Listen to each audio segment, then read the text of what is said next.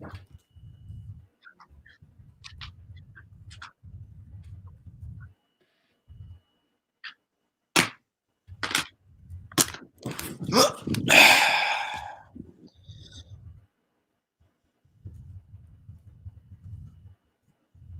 we live? We live. Oh, we live. I reloaded another episode of We Gotta Believe for you. It's almost noon, 11:57. Close enough for me. Cheers, my man. Time to chill, baby. Coors Light. Beautiful Blue Mountains. I'm such a sucker, Like, love it. It makes such a difference. You know what the Coors Light Blue activated mountains remind me of? Did you ever have the color changing Hot Wheels as a kid? Yes. I had a Ferrari Testarossa that went from white to red with hot water, and I would fill up the sink with hot water, and then I would let the car go down it like a half pipe, and it would change colors, and I would dip it and change like half and design. Those were so fire, and this is like the adult version of that. I'm not playing with Hot Wheels anymore, but I am drinking a nice cold Coors Light, and I ain't drinking it unless they're super cold, and they ain't super cold unless you got the Blue Mountain. Need the super colds. Mm-hmm. And you're a blue guy too. You had like the crazy obsession with blue, right? So this is perfect. This is a great blue. It's like a icy blue. So yep. Yeah, I mean, it could have been like a red activated mountain. Not the same. Super cold Blue Mountain, Coors Light, and I'm gonna need it because we're here for another edition of We Gotta Believe, another edition of Mets Talk. There is no baseball. Depressing. Although it's kind of a silver, like a blessing in disguise. We have the Mets bracket of misery to go through and quarantine houses. So I'm gonna need my Coors Light to get through it. First things first. Where were you on the news of this potential season and the wacky rules they were going to play it under? Which unfortunately, sadly enough, for all the baseball fans out there, I don't think that's going to happen. Certainly not in May. I feel like maybe it could happen in like June, but I also wonder at what point you reach the point of no return where it's like we just can't get enough games in. So I do believe this is more of a hypothetical combo as opposed to like a concrete. We're trying to really make this happen. But where'd you fall on that proposed plan? I think I'm pretty much with you and listen, I get everyone wants everyone's like, I want baseball, I want sports. Yeah, no fucking shit. It's almost gotten to the point where the whole I need sports. Like, guys, we've heard this thing for like a month now. We all want sports. I want anything. I'll take people just getting killed on my TV. I was watching The Price is Right yesterday like it was Game 7 of the finals. You know what I mean? Like anything that resembles competition, I will take.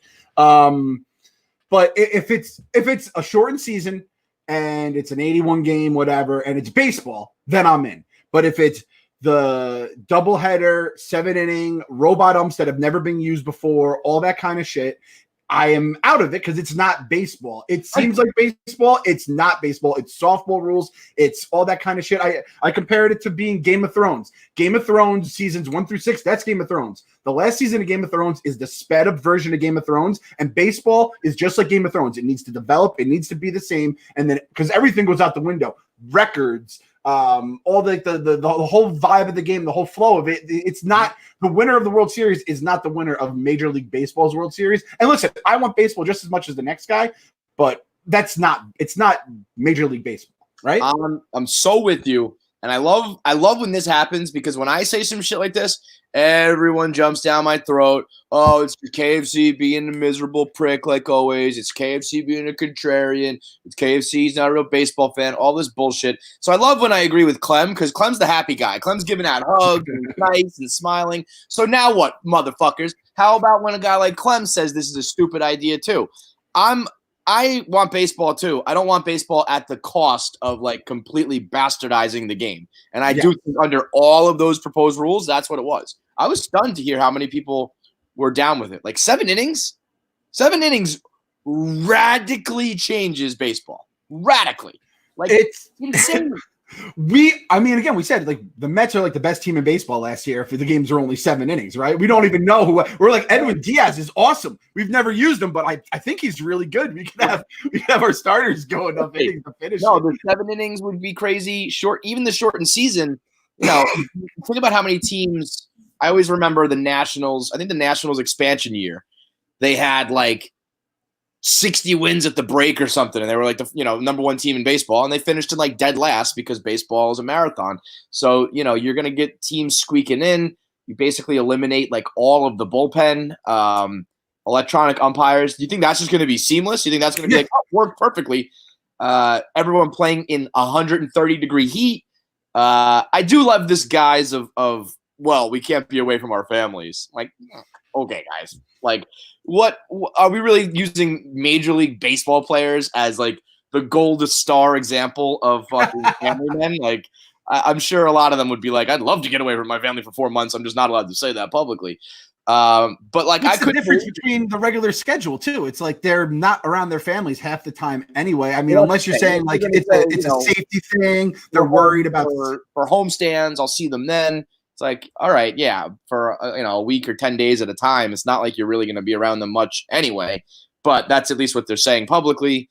So can you imagine the groupie scene in Arizona?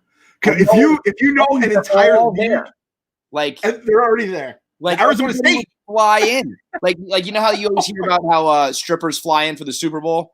Like people would just like all the hookers and strippers and everything would just descend upon the Arizona area and just go nuts. Coronavirus would then like meld with all the STDs, and it would become this like super virus that would just be like groupies plus coronavirus. Rob Manfred's going to end the world because of baseball groupies just forcing it to happen in Arizona. I bet you that's what happened. I bet you all the guys who are saying publicly, like, or anonymously at least, like, I can't be away from my family. I bet you it was more their wives going, if you think you're going to be away for fucking 6 months with the Arizona State groupies, you got it, man. You got another thing coming. So, I will give you the bug right now. I was really shocked that like the Hubs Yankee fan contingency wanted the season. I think that's nuts. If you go win this year and like waste one of your bullets during your window of opportunity on like a fake season, like everyone's like, no, this will count. And like I think a month into it, you would realize that we're playing like a made up. We might as well just watch the simulated fucking video game if we're gonna do this. So I was surprised by how many people backed it and really thought it was reasonable. And we're saying, to be clear, it's the non-baseball shortened game, shortened. It's not just the short season. It's all the other things that go along with it. And I know you will personally be the meme of the guy with the trumpet and the girl holding her ears. Every time the Yankees will go 28 rings, you go, but one of them was during the 8th of the season. 27 and a half, motherfucker. Not a full 28.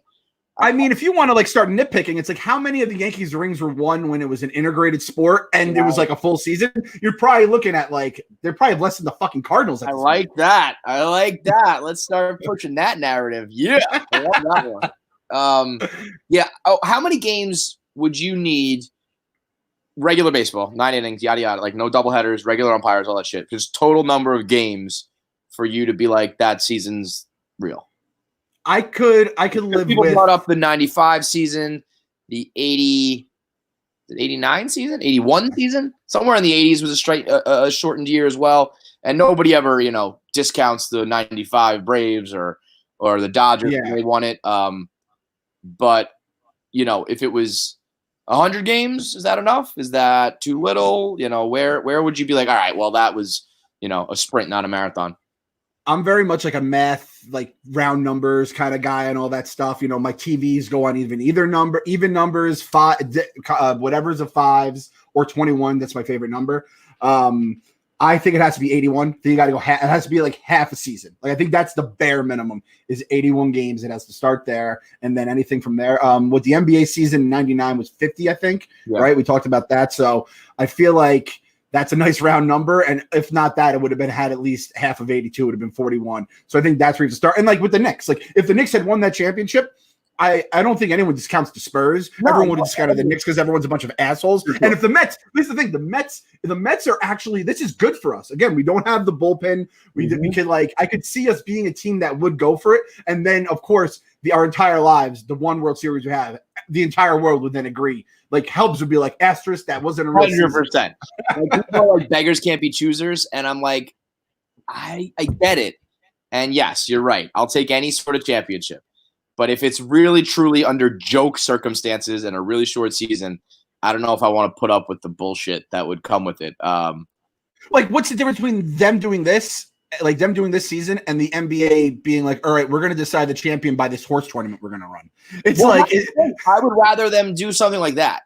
Everybody who's like, I need to watch something, I'm like, fine, then let's come up with a World Baseball Classic sort of thing. Let's come up with a home run derby sort of thing. Let's do something really cool. Like, I would love to watch like a Tommy Mansky and one hybrid where like if you could do something. What if you set up like a pitching machine, right? And you angle it up.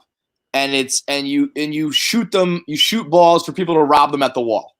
Like you can almost guarantee probable, you're gonna know relatively where like distance wise, and it's gonna be attainable height wise, and just watch who can rob the best balls and shit like that. Like put the slickest gloves in the game out there and show me that shit. That like that clip of Omar Vizquel when he like barely catches the ball and throws it back. Show me that kind of shit. There's a lot of baseball that like you don't see that would give me entertainment without coming up with some basically fake version of the season where we're going to have all sorts of debates about, is it real? Is it not? I mean, if I'm an older player or if I'm injury prone or something like that, and it's 130 degrees, we're in the middle of a fake season. I'm playing the second of my doubleheader and, the game's almost over because it's the 6th inning. I'm just like, fucking shut. I don't give a shit about this. I'm mailing it in. You know what I mean? So, this will kill Jed Lowry. Like Jed Lowry will die from the heat or from the coronavirus or from something else. Jed Lowry will be actually dead if he's not already. Could you imagine like if Bartolo was still around or some like the fat guys been out there in the heat? They'd be like, no, I'm not playing today. But our guy Bart is in the Dominican and he's just posting videos, not social distancing. I don't think maybe coronavirus is scared of Bart. I wouldn't. I don't think I'd fuck with him. But like, what are you doing? Like 14-year-olds still in baseball, I bet. Unbelievable. But like a quarterback club thing does work. Remember quarterback club at the NFL when they used to do like a quarterback club? You'd have like the little targets they'd have to hit. Yeah. Shit like that. Cool. And you do every one position a day where you do like, all right, this is the center fielder's robbing it. This is a pitcher. I mean, fast pitch would be awesome, but you'll probably blow out your arm. How sick would fast pitch be? Home run derbies, obviously. I'm always fascinated by when they long toss. They're just like snapping their wrist and it's going like 75 fucking yards. I would love to see you air it out. I love to do like this is a time to get silly and creative. Like I always talk about how sick would home run derby with aluminum bats be? Yes. You got no fans in the crowd, nobody in the stands. Put a pitcher behind a fucking net and let these guys just ping. Give me a golf ball and an aluminum bat with Pete Alonso. Holy shit, you'll be putting them on the moon. It would be awesome.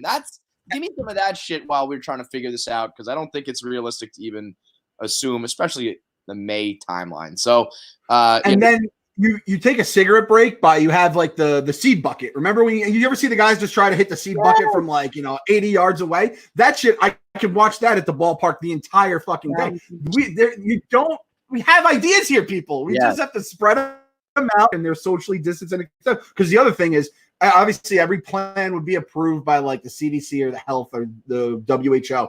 But at the same point, like if they knew what the fuck they were doing and knew how to do this, the coronavirus, we have a timeline. There's no timeline because no one knows what the fuck is going on. I'm reading about there's like different it's like different, it's morphing to different like versions of the virus now. And I'm like, fucking I saw today like in Korea, they said it might come back to life in like the people's bodies. I'm like, we don't know what's going on. So you can't have Major League Baseball be the thing that ends the world.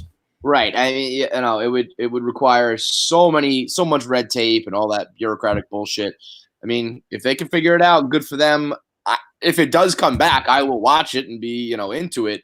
I just if I had my choice, I'd rather come up with something else for the next few months and play a real season next year.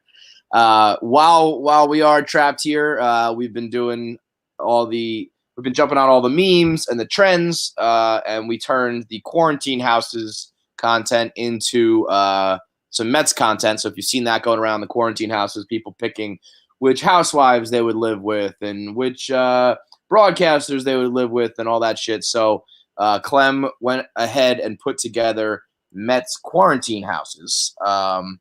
and we will. I'm pulling it up on your Twitter right here so I can look at it. I actually didn't look when you put this out. This is my first time looking at it because I wanted to do it for the podcast here. So we'll pin it on the Gotta Believe Pod Twitter, so you can easily access it, play along with us, all that kind of shit. So right off the bat, I'm just quickly scanning, and I see Lastings Millage in House 2, and something about me wants to hang out with Lastings Millage and just pick his brain.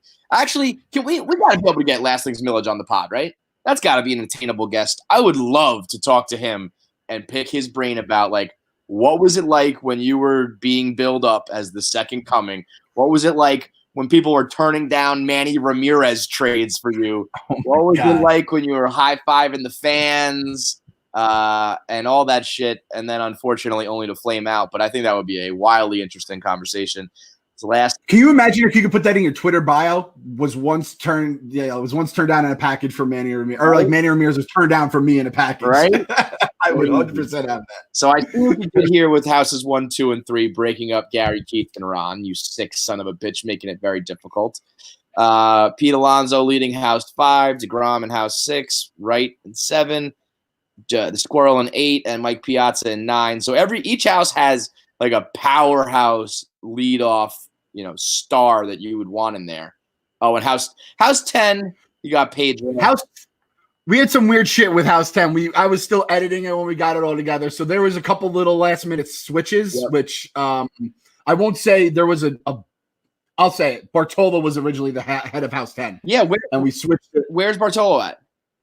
He ends up in House 4. So he kind of makes House 4 a little bit of a power squad here. Oh, boy. All right. House 4. My man, Howie Rose. My fucking idol. I got Bartolo Colon, my favorite baseball player of all time. I got a good time and a good party with Dwight Gooden.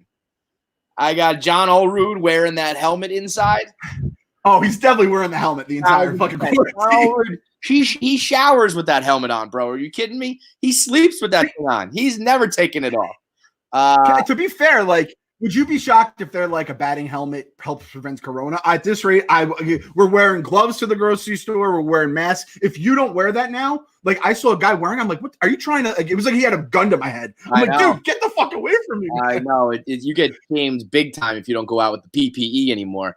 The Olerud helmet is one of my favorite. Sometimes I think about if I was starting a new blog, what I would name it, like the KissingSusieColbert.com. If I started a new blog, I think it would be Olerud's Helmet. Olerud'sHelmet.com would be the name of my blog. It would be front and center. It's one of the funniest little quirks in sports history. Now, I'd have to deal with that fucking snake Brody Van Wagenen and that asshole Aaron Heilman. Although I will say this. I've heard from reliable sources who may or may not even be inside of House 4 that Aaron Heilman is actually like an awesome dude. Like, yeah.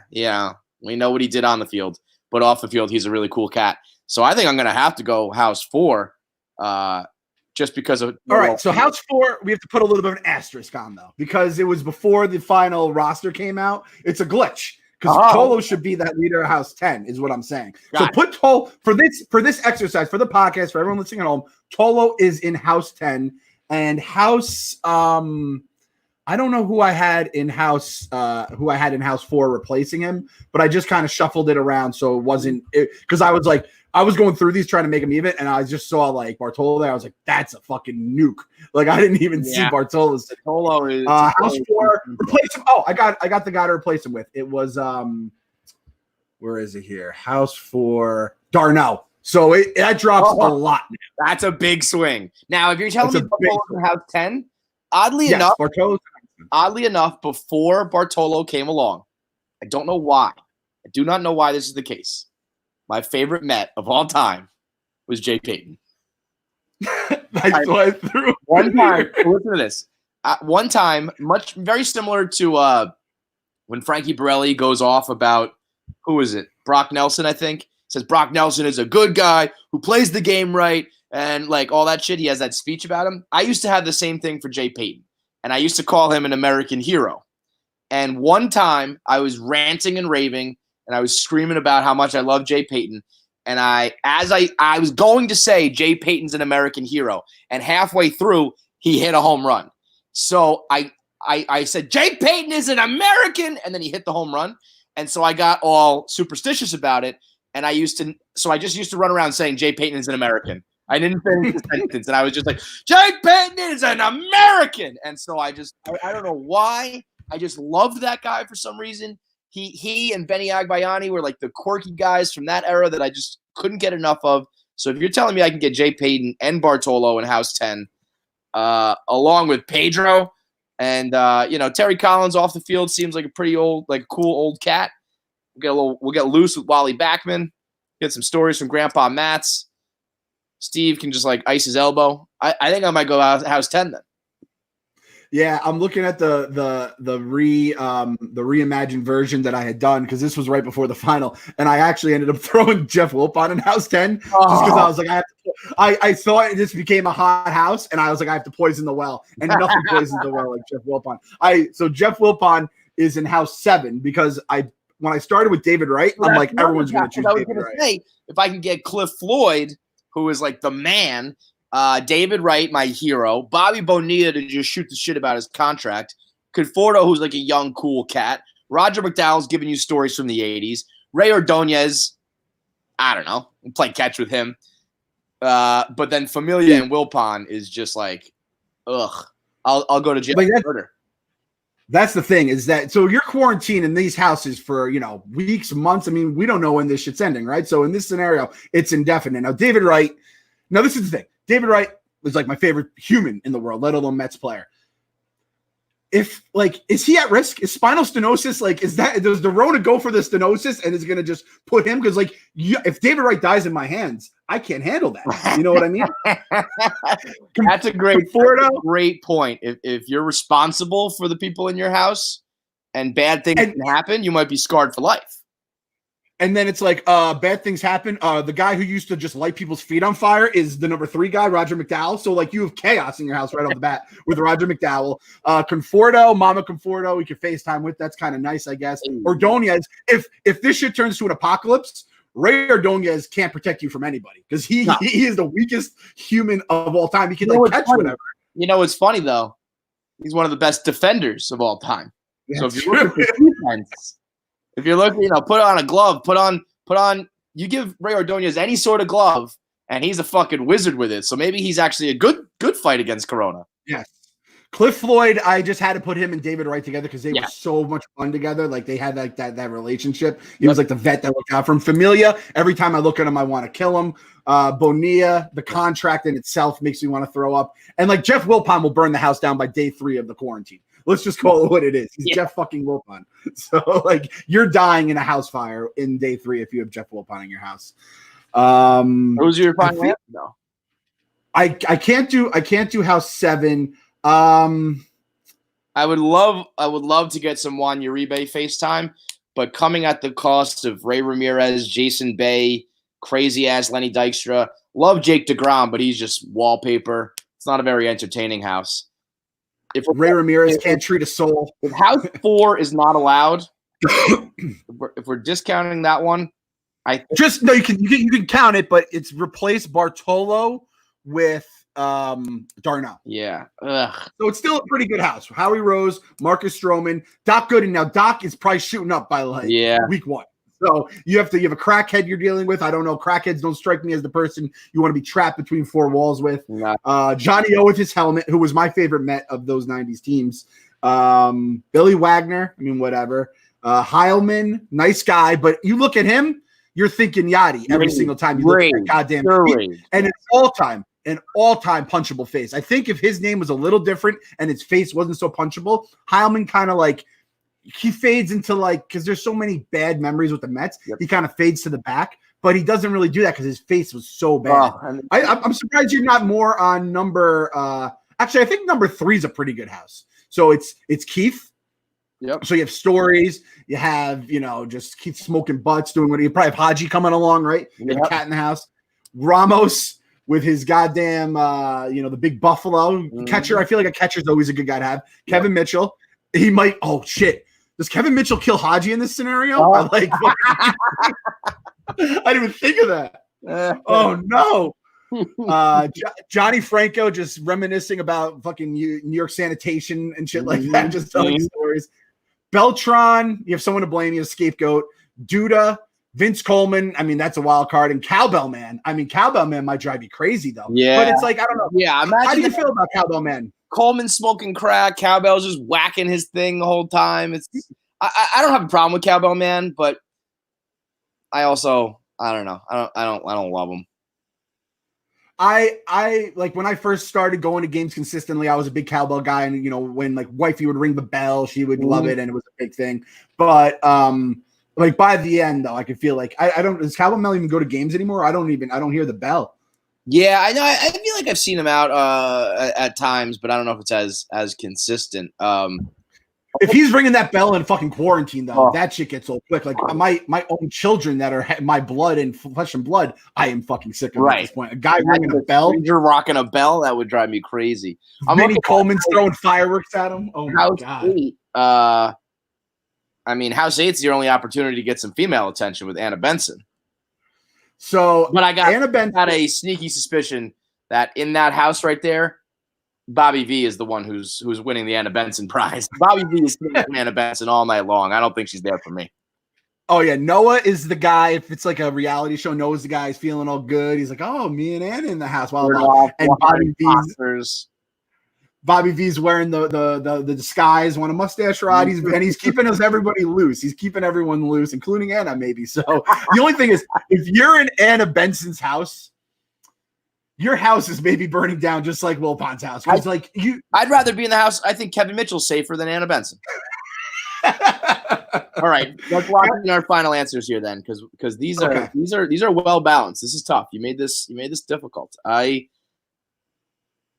I feel like I'm gonna just go top heavy though. Like I want if I can get FaceTime with Bartolo Colon and Pedro Martinez in House 10, I have my for whatever reason, my quirky favorite in Jay Payton. I've got the Mats family. I got Wally Backman telling me 80 stories. Terry Collins giving me ass in the jackpot type tales.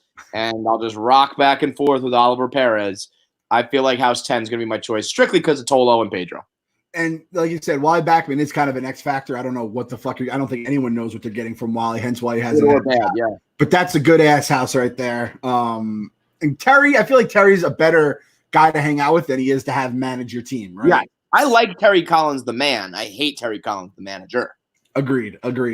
I'm looking at like House 1. House 1 is Gary and like Straw, who again X factor. Murph would drive me crazy. Madoff, like you look at Madoff, it's just instant sadness. House 2, Darling, Mookie, that's a good squad. Millage, but Benitez and Fred Wilpon kill it. So yeah, I think I'm gonna go. And then wait, House 5, we didn't touch on House 5. Alonso, Cano, Hojo, Rick Reed. So like that's a pretty even house right there. You get the added bonus of getting to murder Duaner Sanchez's cab driver. Yeah, exactly. Or he murders you. He just like ruins everything in the house, and you have Edwin Diaz. House 5 is a pretty safe house. Like aim small, miss small. I'm gonna stick with House 3 though. I think me and Kevin Mitchell will get along, and I don't think he'd kill me if he kills Haji. I mean, Keith. I feel like Keith is like a Kevin Mitchell whisperer, right? Like they were probably doing some crazy shit back in the 80s together. Yeah. So I think we'd be all right. So I'm going House 3. You're going House 10? Yep. Lock it in. All right. So now it's time to get back to the Mets all-time misery madness bracket created by One Shining Met on Twitter. He did an unbelievable job. We are only about 75% of the way through the first region because there's just so much to talk about here when it comes down to these 64 brutal moments. So let's pick up right where we left off. One of my favorite showdowns. I mean, this right here, this could be a championship as far as just like off the field. What the fuck is wrong with you guys and this goddamn franchise? The 7 seed of Mike Piazza holding a not gay press conference versus a 10 seed Matt Harvey was holding in his pee too much, got a UTI, and then developed like a disease and was out for a time. Two of the more just dreadful, woeful, embarrassing moments in modern Mets history. Now, the Piazza gay shit was wild. The Sam Champion rumors, the bleached hair. Do you remember when he pulled his helmet off trying to catch a foul ball and he had the blonde hair for the first time and the whole crowd gasped because they didn't know what it was. And afterwards he had to realize oh yeah, shit, I got blonde hair now. But I mean, where do you fall on that? Like, I know he's got a hot playmate wife, right? But I was always kind of like, why is this, where there's smoke, there's fire, why is this even a rumor? But also, I don't know, people say that Richard Gere sticks gerbils up his asshole. So, maybe this is just completely made out of thin air. But I feel like I've heard enough shit over the years about him and Sam Champion that I was always like, I don't know, are you gay, dude? I guess maybe it was a different time. It was a little bit earlier in modern baseball history, but I don't know. I feel like if he was just I'm gay, I don't know. I guess it's different now in 2020. I think if he came out as gay, it would just be okay. But I guess back then it was a different story. But either way, officially holding a press conference to be the Rafael Palmeiro, I am not gay, is ridiculous. And both these things, Piazza not gay press conference and Harvey's UTI from peeing, nobody believed either of them. And all it did was just fuel Harvey got it from fucking some tramp or something. And everyone's like, well, now you're definitely gay, Mike, because no one has a press conference. It's like the Salem witches. It's they don't float. Well, then they're not with you. Exactly. If someone accuses you of being gay, accuses, I use that word it's like a crime or something. But if your reaction isn't just no, I'm straight, I'm not gay. If your reaction is call a press conference, get the media here, get the cameras out, I gotta tell the world I'm straight, something makes me go, I don't know about that. But again, you came up in the 90s, obviously a different era of tolerance and whatnot. He is a superstar, so it's not a Michael Sam situation. Who do we have who's out now in the sports world that's a big deal? Do we have anybody? I don't think there's anyone active, right? Collins, the net, the former Collins, net, he was one. John Amici was one, right? Yep, Amici. I think aren't some of the girls on the women's soccer team? Yeah. I mean, I think the women's sports. I mean, the WNBA has a lot of gay people in it. But it's also one of those things where it's since it was a Met, the rumors, I always felt it was a lot of people spreading the rumors because back then, calling someone gay had this whole stigma to it. So I was always it was LOL Mets. Yeah, you got a gay catcher at the time. It was almost another joke to add to the list. And it was our guy. It was our superstar, right? So the fact that they were going at him and the fact he went back at him, but I'll never Sam Champion. The first thing I think of, I should be cumulonimbus clouds. No, I think of Mike Piazza is the first thing I think of with Sam Champion. And explaining, try to explain to someone in 2020 who doesn't know about this story, it's going to be explaining to someone in 2035 that we used to just all go out to 50,000 packed stadium. And really? Said that he was fucking the weatherman. I don't know why. But I mean, listen, Mike Piazza could fuck animals for all I care. If he goes out there and bats 348, if he's putting up 30 bombs a year, I mean, I'm looking at some of these numbers, man. More impressive when he was with the Dodgers in his true prime. When he was 28 in 97, batted 362 with 40 home runs and 124 RBI. OPS of nearly 1,100. I mean, monster shit. Back-to-back years of him finishing second in the MVP voting. I wonder who won it. Who won it in 96, 97? Because in 96, he batted 336 with 36 bombs. In 97, he batted 362 with 40. Who won it in 97? I'm pulling it up right now. Oh, okay. And 40 doesn't get the job done. Ready? This is the guy who won it in. These are the stats of the guy who won it in 96. I love looking. I was thinking about just blogging the baseball reference page of the day where I just go and laugh at the numbers. Ken Caminiti. 40 home runs, 130 RBIs, 326 batting average, he listen to this. Ken Caminiti or Mike Piazza, 36, 105. Third place, Ellis Burks, granted in Colorado, 40, 128, 344 batting average. Chipper, 30, 110, 309. Ken Caminiti, clean sweep. a unanimous MVP that year with all those other numbers. Andres Galarraga, 47, 150, 304 average. Gary Sheffield in Florida, 42, 120, 314. Not one of these guys received one first place How vote. about this? Okay, I just opened up 97 because that was also the year he finished second. Let me take you through some of the people on this list. Tony Gwynn batted 372, and he finished sixth. we got let me see, Barry Bonds. By the way, that was Tony Gwynn's second best season in terms of batting average, behind obviously 94 when he was going for 400, and he came in sixth place. Barry finished fifth. Actually, a pretty down year for Barry as far as he's concerned. Only 40 home runs and 291. Craig Biggio fourth, but this is where it gets just silly. The top two here. Mike Piazza batted 362 with 40 home runs, and he got 3 first place votes as a catcher. As a catcher. But your boy Larry Walker went fucking ham. 366 with 49 home runs and almost 100 points higher on the OPS. So, like, you look at Mike Piazza and it's like 360, 40 home runs, 1,100. How does that not get it done? Well, because 366, 49 home runs, and 1,200 is just that much better. I mean, it is – those middle 90s years are absolutely fucking laughable. No wonder why, like, it brought the sport back to life, because everyone we were watching a video game. We were watching Ken Griffey Jr. baseball every single day. Right. And, like, Larry Walker – and I bet at that point, like, the internet isn't where it is today, where it was, like, all the nerds and all, like, the people bantering and shit, where it was like they would have just tore down Larry Walker for Colorado and he would have never gotten it. It's like James Harden, right? Like he would have never gotten the votes. Mike Piazza doing that in Los Angeles, right? Which is not a fucking hitter's park, versus Larry Walker doing that as a catcher, no less. It's crazy, which Piazza too, I don't know back then if it was a thing, but you hear this with Mike now for Hall of Fame about the back knee. It's like, oh, you knew he was doing it. Yeah. And I mean, again, Bagwell, did Bagwell come out? Did he definitely get pinched as like, I don't think he got exposed. I think he's in the Hall, right? He got in pretty. Yeah, that's right. That's true. I'm looking at Mike's Mets seasons. His best year was that 2000 season when they went to the World Series. He batted 324, 38 bombs, 113 RBIs, just over 1,000 OPS, and he came in third that year behind. I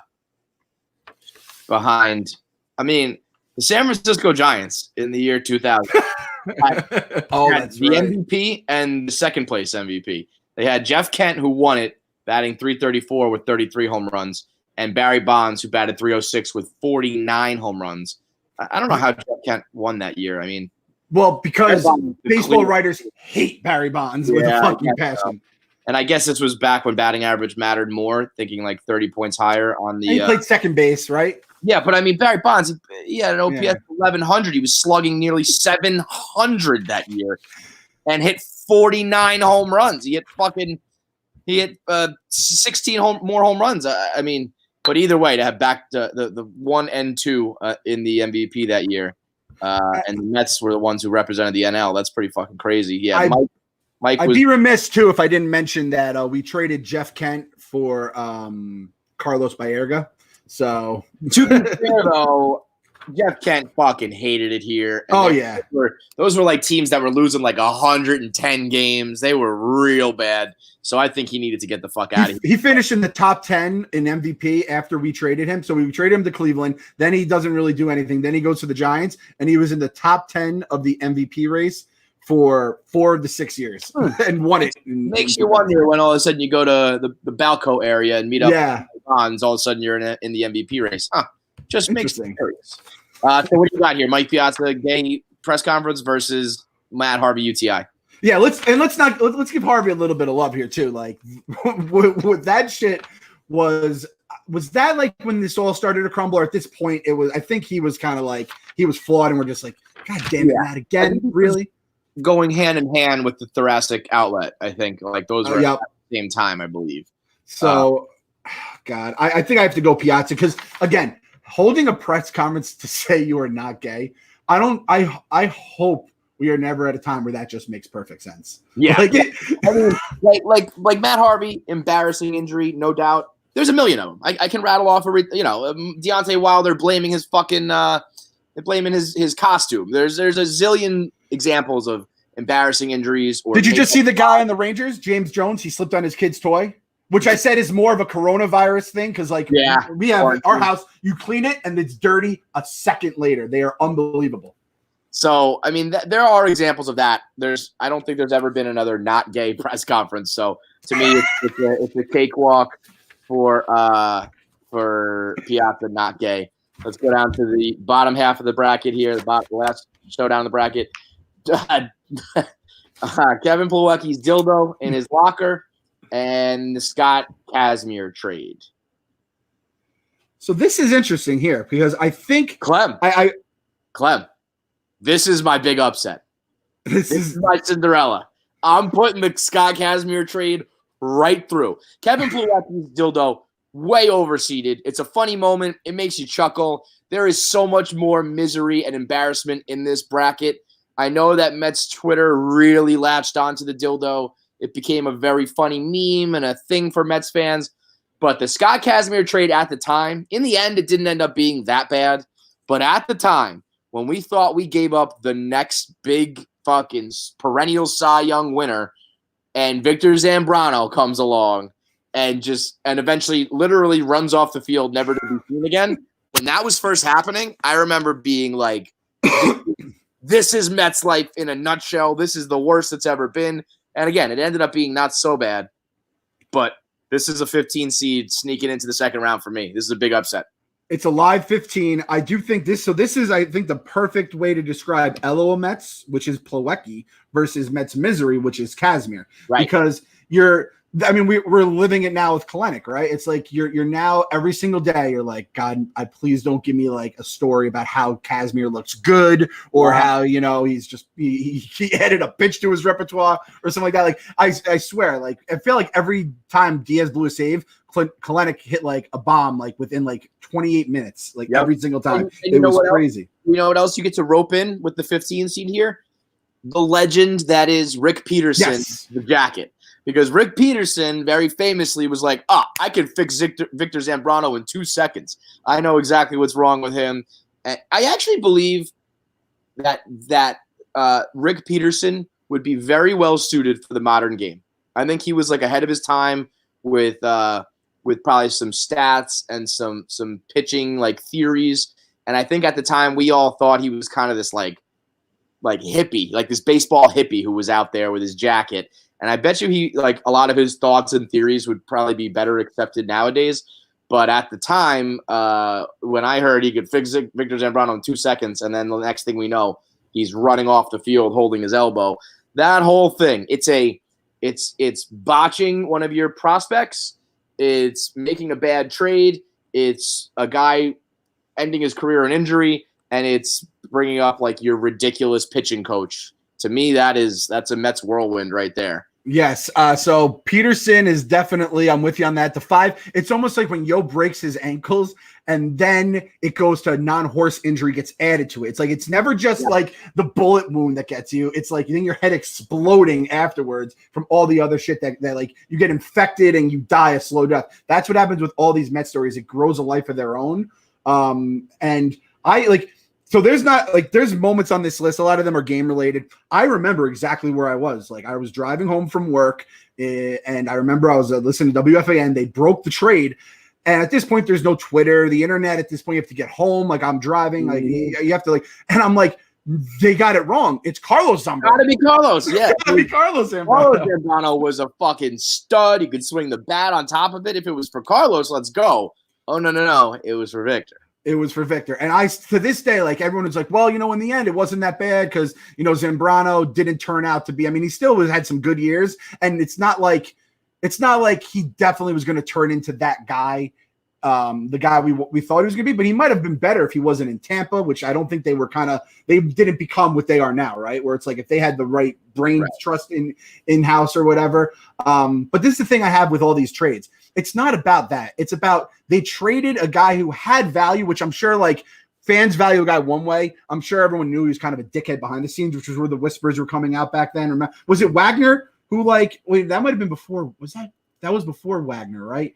I remember there was something with Scott Kazmir where him and a veteran kind of went at each other, right? Yeah. And it's more of it's same with Kalanick. It's if you tell me, Edwin Diaz is good, that's fine. Do you really think that trading whatever his value is, you don't trade that value for the value of Victor Zambrano? And that was my problem with the trade at the time. It was my problem with the trade when he was gripping his elbow running off the mound. And then the fact that this all comes back to the Peterson quote, he's I said that, and I believe it to this day. He's he was fucking hurt, and we didn't look at the medicals right, and that is the problem, which is the hammer with the Mets. It was probably a Jeff Wilpon. We got to get this done. I don't give a shit about what his medicals look like.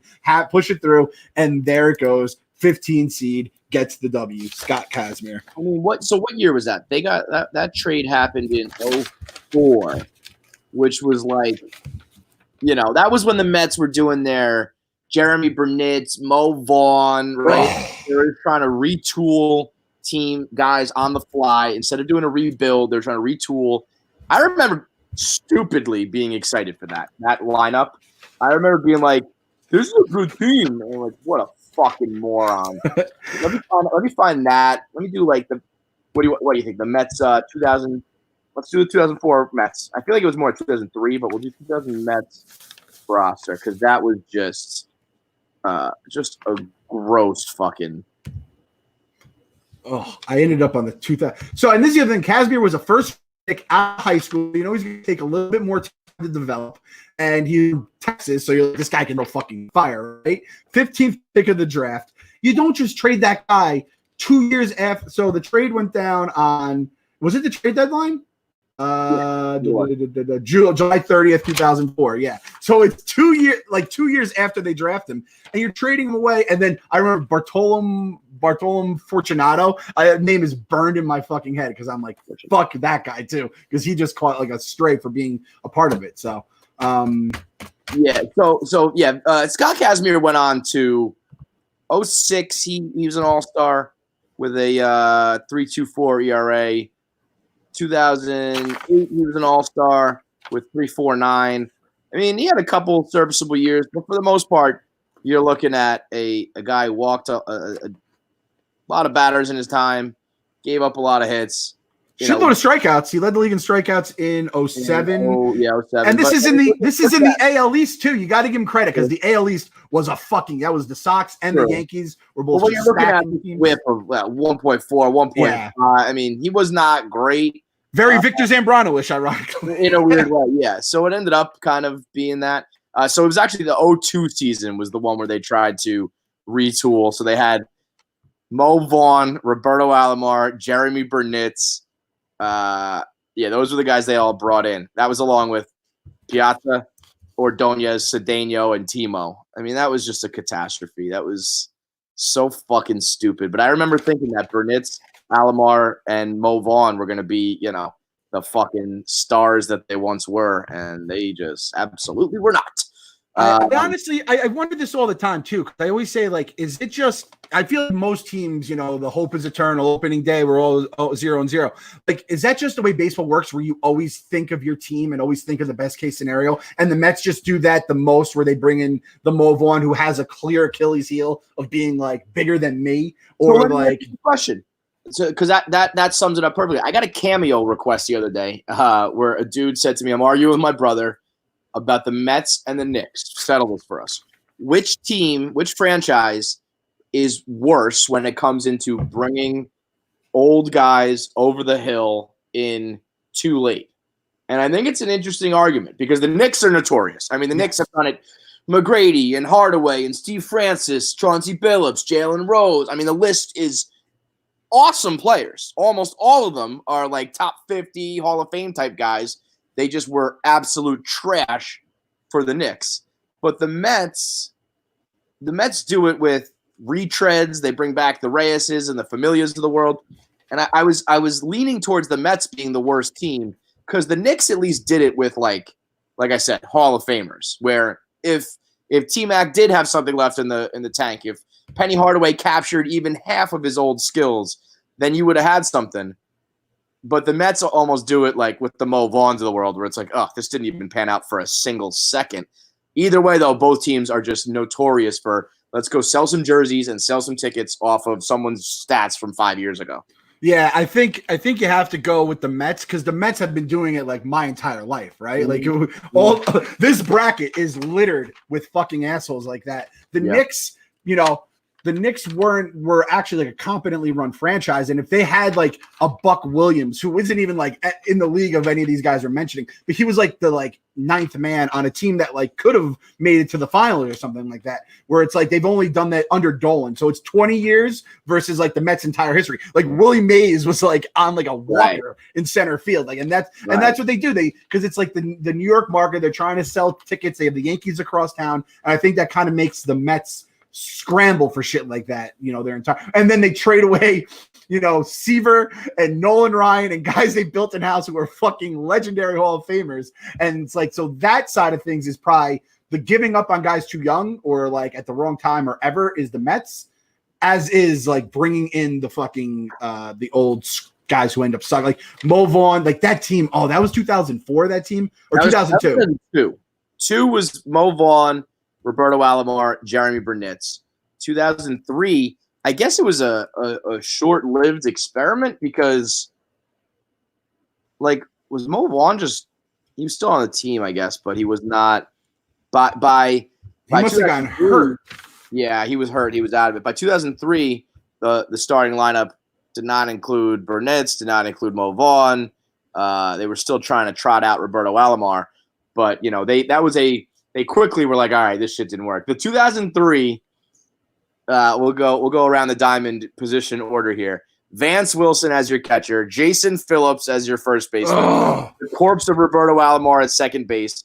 Reyes came up at short, Ty Wigington at third, and then your outfield was Cliff Floyd, Roger Cedeno, and Jeff Duncan.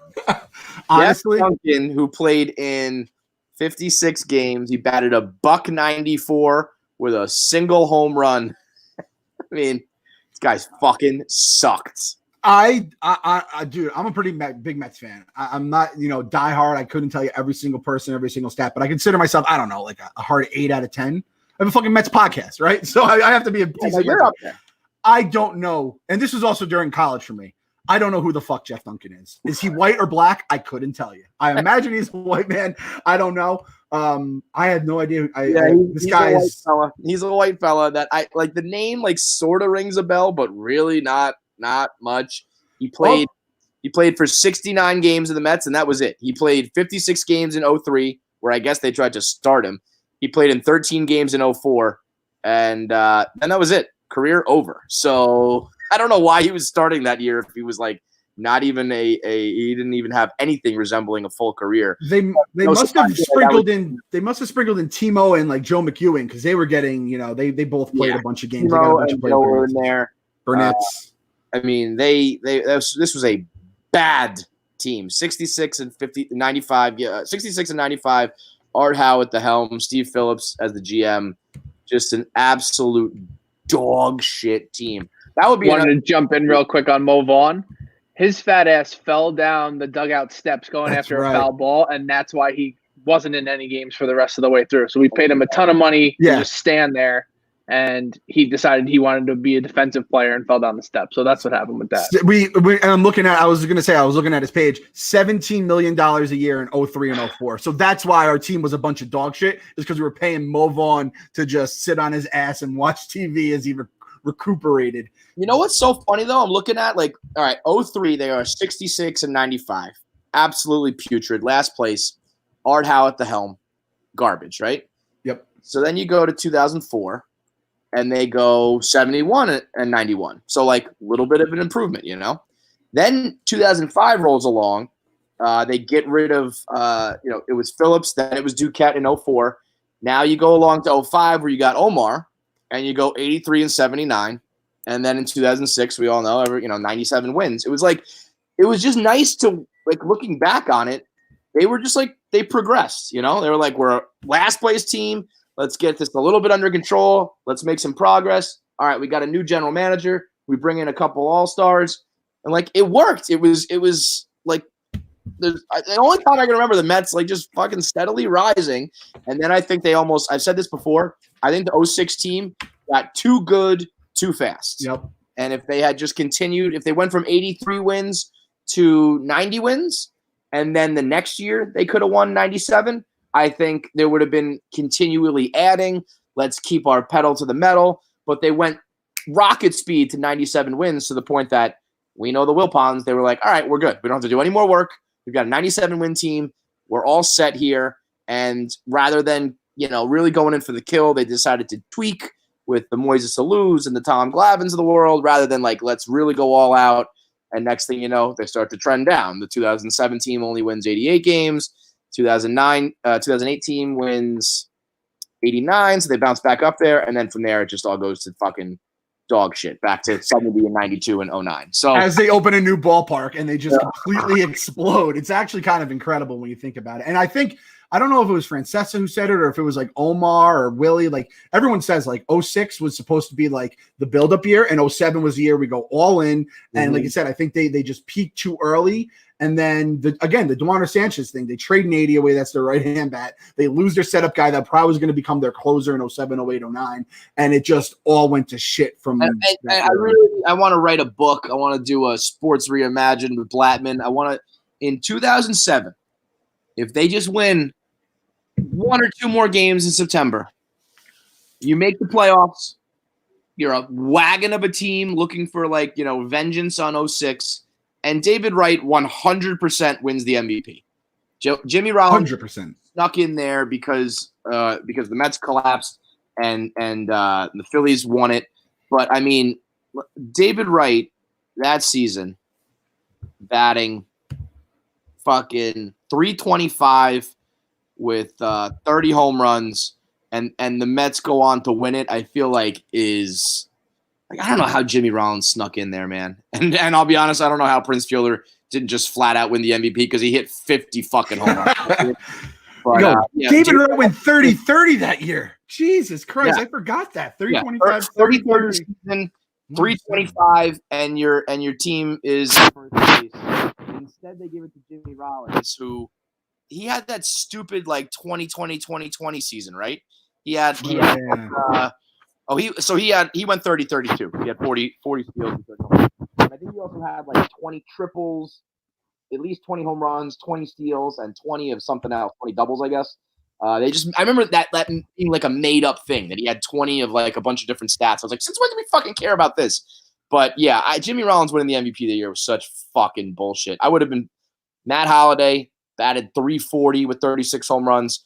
Prince Fielder had 288 with 50. And David Wright batting 325, going 30-30. If they didn't blow that, he's walking in there, and that just changes everything. You're a back-to-back division winner. You have an MVP. If they make some noise or fucking God willing win the World Series that year, the franchise is just changed forever. I mean, everything is different if that happens. Legitimate butterfly effect. It really is just that simple. And even David Wright's career, when he retired or was announcing his retirement, I remember a lot of the people David Wright was fucking overrated. He sucked. It's that guy was one of the best players. And I felt like I was taking crazy pills. I'm he's one of the best. He was one of the best players in the game. And you just look at his numbers before the team poisoned the ballpark against him. And he was a great dude, a leader. There's nothing not to love about David Wright. So that era of if you're picking a third baseman, assuming his health and everything, it's him. Yeah. He was that fucking dude. There was a reason why we were so in love with him. It just ended so tragically. Did you now? Obviously, we loved 06, but 05, I have a very special place in my heart for the 05 team. Same with 99. It's always the year before they end up making it. I always loved that team for some reason. Yes, because younger, I guess. There was no pressure. Nobody expected anything, and Pedro comes in and Beltran comes in, and it just changes the culture, if you will, to use a cliche term. That's when they became the Los Mets. Just everybody was Dominican, and it was just with that, the whole idea of no pressure was awesome. And that's why 06 became all of a sudden, it was you're one of the best teams in baseball. You better get it done. But that 05 year where the tides were turning was something, man. I watched every fucking one of those games. I remember watching in college, just And that was the Braden Looper year, though, right? Looper was on that team? Yes. He was such a motherfucker. He was a motherfucker. Braden Looper's not on that team. The 05 team is probably in the playoffs and making some noise. Looper sucked so fucking much. Ugh. Did he? Heilman had 5 saves. Roberto Hernandez had 4. So yeah, they were. He had 28 though. But I thought he lost his job at some point because they're like, we can't just have you just blowing it. I remember the headline of the newspaper after like his big blown save. I think it was in like April. Was just said Looper Scooper, and I was like, that's life as a Mets fan right there. That's our fucking closer on the cover of the paper, Looper Scooper. I want to say, didn't he blow it opening day? It could have been open. I'm almost positive Pedro. Was it against the Cardinals? I feel like it was against like the Cardinals or something. Here it is. Opening day, game 1. 7-6 against the Reds. 3 runs in the 9th inning. Looper Scooper. Yeah. That was it. Yeah, that was the one. Yeah, Looper in 05 really sneaks under the radar as some of the worst you've ever seen. He blew opening day. He blew a game that would have clinched a Mets sweep at Yankee Stadium. That was he was a part of an 8-run collapse against the Nationals. And so that was it. That just like sealed his fucking fate. Can you name the guy that he gave because I thought this was the guy he gave the home run to against the Reds on that game? Give me a hint. He looks like the Reds. He looks like the fucking Joker. But you'd have to know what he looks like for that. He played third base on the Reds. Third base on the Reds. Ugh, who is it? Holy shit, he kind of looks like Michelangelo. Joe Randa. Oh my motherfucker, God, Joe Randa. That motherfucker. I'm looking at the Mets roster in 05. Remember Doug Minkiewicz?